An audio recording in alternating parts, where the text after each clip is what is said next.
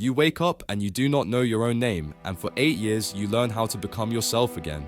Today, a neuroscientist who taught herself how to rebuild a brain. This is Dr. Jill Bolte Taylor's story and the map she left for the rest of us on how to live from all parts of ourselves. If one hemisphere can disappear, what parts of you are on autopilot right now?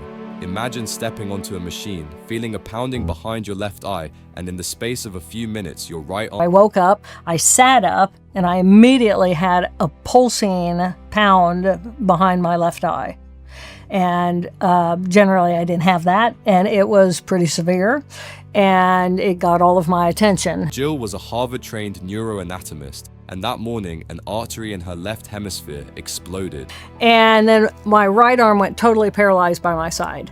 And it's really strange when a limb goes paralyzed. It doesn't just like drop down, it goes BOOM! Language, identity, the I that names herself, all of it faded into a present moment euphoria. I had nothing. I didn't even have me. I had no Jill Bolte Taylor. Where Jill did not exist. I was waffling into the present moment, blissful euphoria. I didn't exist. What happens when the part of you that says I goes quiet? Her recovery forced the truth, our brain is not one voice, it is four. So then character 4 is the thinking portion of our brain. This is our wisdom. We go and we have experiences and we learn because neuroplasticity is real, and we have to have neuroplasticity. And this is all about the cells, neurons in real time, reaching out, making new connections constantly. But their cell bodies are in position. But in order for me to make an association between you and something else, then I actually grow to you, and I grow to the something else, and then I learn about that. So our capacity to learn is what is the underlying feature is neuroplasticity. Two thinking systems, two emotional systems, split across left and right. The left thinking side gives us plans, lists, a sense of me.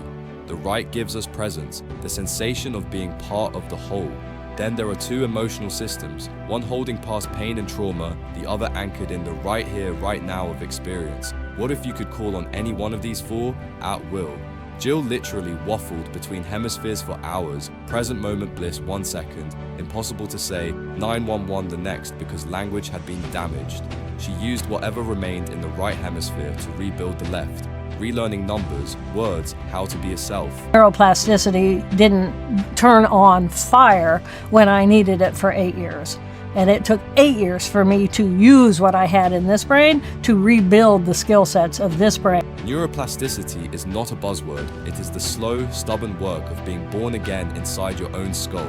Here is the map Jill gives us from that recovery. First, observe. Notice which character is driving. Are you Helen, efficient, critical, on the to-do list? Or Abby, guarding past pain, ready to cling?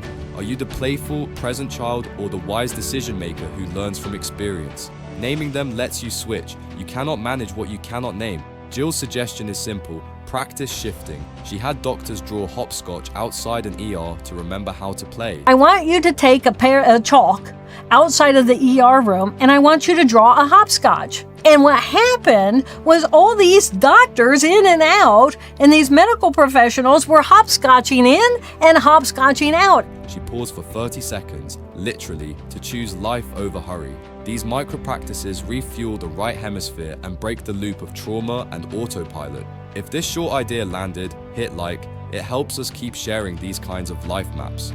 Pause for 30 seconds. It is a gift you can give your future self. Your life is worth 30 seconds. If you're in your car and you're getting ready to pull out between those two cars that are coming, your life is worth 30 seconds. Take a breath, take a pause, and save your own life. Trauma lives in that left emotional network. It is designed to protect you by rehearsing everything that once hurt. Addiction and craving nest there too. Jill warns, the goal is not to erase these parts, it is to honor them, learn their purpose, and then use your other brain systems to choose differently. You can hold your pain and still not let it run the meeting of your life. Her recovery took 8 years. 8 years. 8 years. Of recovery. Yes. 8 years of small neuroplastic steps, practicing language, rebuilding number sense, learning to be a presence in her own life again. She did not try to be who she was before, she embraced the possibility of who she could become. Healing is messy, it is patient, it is wildly worth it. Whole brain living looks like small choices: play to wake up the right emotion, pause to quiet the left rush, use the wise reflective part to soothe the hurt parts, celebrate being alive with awe. Jill reminds us we are 50 trillion molecular geniuses. The odds that you exist are miraculous. Treat the system like the miracle it is. If you want different results, practice different presences. Do this. 1. Name. Which of the 4 is driving? 2. Breathe. 2 full inhales, 2 long exhales.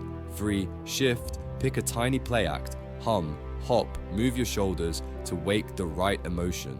4. Pause. Ask your wise self, what is the kindest next step? Repeat daily. 3 minutes a day starts the wiring for a whole brain life.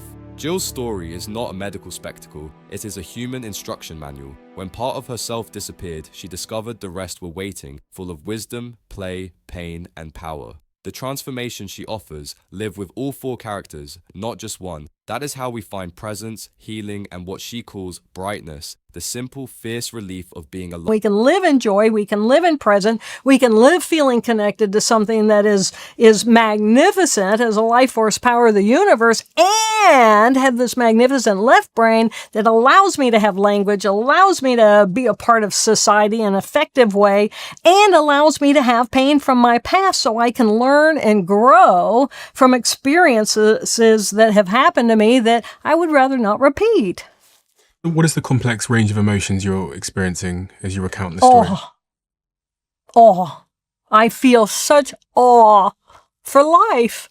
Life. This is life. There is life and there is death, and we have life. And life is the miracle construction of the universe.